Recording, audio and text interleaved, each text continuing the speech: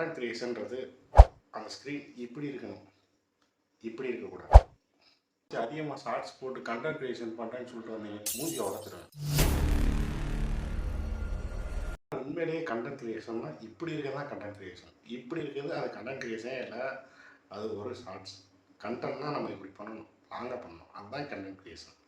இதை பற்றி ஃபுல்லாக பார்க்கலாம். அதுக்கு முன்னாடி நம்ம சப்ஸ்கிரைப் பண்ணிங்க. ஆனால் உண்மையாகவே கண்டென்ட் கிரியேஷன்றது 2021க்கு முன்னாடி இருந்ததான். ஏன்னா அப்போ ஷார்ட் ஃபார்ம்னு எதுவுமே கிடையாது.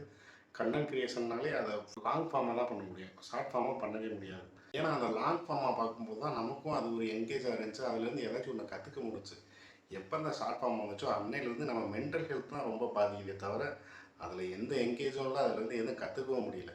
ஏன்னா நம்ம சும்மா தேய்ச்சிக்கிட்டே இருக்கோம். நம்ம என்ன ரீல்ஸ் பார்க்குறோம், எதுக்காக பார்க்குறோம், ஏன் பார்க்குறோன்னே நமக்கு தெரியல. ஆனால் மணி மட்டும் கடகடன்னு ஓடிக்கிட்டே இருக்குது. ஆனால் உண்மையாகவே கண்டென்ட் கிரியேஷன்னா அது லாங் ஃபார்ம் கண்டென்ட் கிரியேஷன்னா அதில் தான் நம்ம நிறைய கற்றுக்கவும் முடியும். நீங்கள் இப்போ ஒரு ஷார்ட் ஃபார்ம் பண்ணுறீங்கன்னா அது சுத்தமாக வேஸ்ட். என்ன கேட்டால் ஷார்ட் ஃபார்ம் வேணான்னு சொல்லலாம், அதை நீங்கள் யூஸ் பண்ணிக்கலாம். எதுக்காகனா இப்போ நீங்கள் ஒரு லாங் ஃபார்ம் வீடியோ போட்டிருக்கீங்க, அந்த வீடியோவுக்கு உங்களுக்கு வியூஸ் வரணும், அதுக்கு ஏதாச்சும் சப்போர்ட் வரணும்னா நீங்கள் ஷார்ட் ஃபார்மை யூஸ் பண்ணலாம். நீங்கள் ஃபுல்லாக ஷார்ட் ஃபார்மே யூஸ் பண்ணிட்டு அதை கண்டென்ட் கிரியேஷன் சொன்னீங்கன்னா அது எப்படிங்க கண்டென்ட் கிரியேஷன் ஆகும்? ஷார்ட் ஃபார்முன்றது என்னையை பொறுத்த வரைக்கும் வாட்ஸ்அப்பில் ஸ்டேட்டஸ் வைக்கிற மாதிரி. லாங் ஃபார்ம் கண்டென்ட் பண்ணுறது ஒரு படம், ஷார்ட் ஃபிலிமாக இருந்தாலும் சரி, படமாக இருந்தாலும் சரி, ஃபுல்லாக பண்ணுறது. ஏன்னா ஷார்ட் ஃபார்மில் நம்ம ஸ்வைப் பண்ண 10 செகண்டுக்கு 5 செகண்டுக்கு ஏதாச்சும் ஒரு ஆள் பார்த்துக்கிட்டே இருப்பாங்க. பார்க்குறவங்க என்ன மூடில் பார்ப்பாங்கன்னு பார்க்குறவங்களுக்கும் தெரியாது. அந்த ஷார்ட்ஸ் அவங்களுக்கு போகுதுன்னா எதுக்கு போகுதுன்னு அவங்களுக்கு தெரியாது. இதே லாங் ஃபார்ம் இருந்துச்சுன்னா அதை ஏன் பார்க்குறோம், எதுக்கு பார்க்குறோம், நமக்கு என்ன தேவை, எதனால அந்த லாங் ஃபார்ம் வீடியோவை நம்ம தேடி பார்க்குறோம் அப்படின்றதெல்லாம் இருக்கும். லாங் ஃபார்ம் வீடியோ பண்ணும்போது தான் அதுலேருந்து நம்ம கற்றுக்கவும் முடியும். எடிட்டிங்காக இருந்தாலும் கற்றுக்க முடியும். நம்ம ஆடியோவில் எந்த மாதிரி மியூசிக் யூஸ் பண்ணணும், எந்த மாதிரி ஆடியோ வச்சா என்கேஜ் பண்ண முடியும் அப்படின்ற மாதிரி நிறைய லாங் ஃபார்மில் கற்றுக்க முடியும். ஷார்ட் ஃபார்ம்னால் நம்ம என்ன போட்டாலும் 10 செகண்ட் 20 செகண்ட் பார்க்க தான் போகிறாங்க. அதனால் நீங்கள் இன்றைக்கி கண்டென்ட் கிரியேஷன் ஸ்டார்ட் பண்ணுறீங்கன்னா கண்ணை மூடிட்டு லாங் ஃபார்மில் ட்ரை பண்ணுங்கள். ஏன்னா நீங்கள் லாங் ஃபார்ம் பண்ணும்போது தான் நீங்கள் அடுத்து நீங்கள் இதில் நீங்கள் ஒரு யூடியூப் சேனல் ஸ்டார்ட் பண்ணாலும் சரி, ஏதோ ஒன்று பண்ணாலும் சரி, நீங்கள் லாங் ஃபார்ம் பண்ணும்போது தான் இதில் உங்களுக்கு வியூஸ் வரலைனாலும் சரி, அதில் எதுவுமே உங்களுக்கு வரலைனாலும் சரி, அதிலிருந்து நீங்கள் ஒன்று கற்றுக்கிட்டு அதை நாளைக்கு வேறு மாதிரி மாற்றலாம். அதனாலேயாச்சும் லாங் ஃபார்ம். அந்த லாங் ஃபார்ம் வீடியோவில் நீங்கள் என்கேஜ் பண்ணி அதில் பார்க்குற மக்கள் தான் உங்களுக்கு தெரியுமே தவிர, நீங்கள் ஷார்ட் ஃபார்ம்லேயே என்கேஜ் காட்டணும்னு நினச்சிங்கன்னா ஷார்ட் ஃபார்ம்லேயே நீங்கள் ஃபுல்லாக போட்டிங்கன்னா மக்களுக்கு நீங்கள் யாருன்னே தெரியாது. உண்மையாலுமே நீங்கள் கண்டென்ட் கிரியேஷன் தான் பண்ணுறீங்களானே அவங்களுக்கு தெரியாது. 10ஓட 11 போயிடுவீங்க. நீங்கள் யாருக்கும் நிலச்சி நிற்க மாட்டீங்க.